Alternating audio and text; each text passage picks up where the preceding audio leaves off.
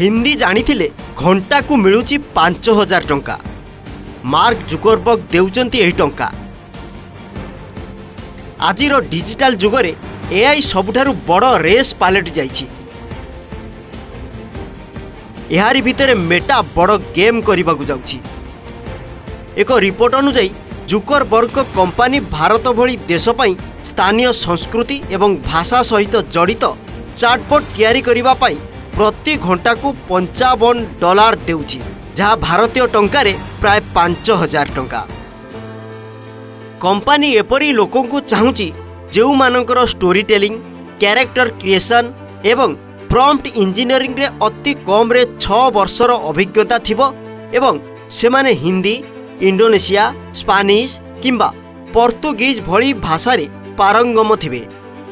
एही चैटबॉट गुड़िकर लक्ष्य होउची लोक माने इंस्टाग्राम, मेसेंजर एवं व्हाट्सएप रे एभली एआई व्यक्तित्व सह जोड़ी होंतु जहाँ पूरा आंचलिक एवं असली लागुथिबो। तेबे जुकरबर्ग दृष्टिकोण हेउची एआई चैटबॉट केवल टेक उपकरण नुहे बरं लोकंक जीवनर एक अंश हेबा उचित। से विश्वास करती जे एपरी एक समय आसीबो जेतेबेले एही चैटबॉट प्रकृत बंधु परी काम करिवो एवं आमर दैनंदिन आवश्यकता को मध्य सहज करिदेबो।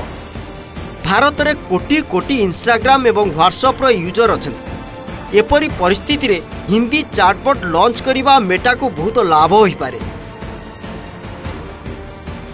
जदि एगुड़िक भारतीय यूजर को भाषा एवं संस्कृतिर कथा कहे तेबे कंपानीर एंगेजमेंट एवं रेवेन्यू खूब द्रुत गति रे वृद्धि पाइब। तेबे भारत में हिंदी चैटबॉट गुड़िकर केते प्रभाव पड़िबो ताहा देखिबा आकर्षणीय हेबो। यही पदक्षेप कौन जुकरबर्ग द्वारा एक माइलस्टोन प्रमाणित हेबो ना यह कौनसी नुआ विवादर कारण हेबो ताहा समय कहबो। Bureau report, OTV.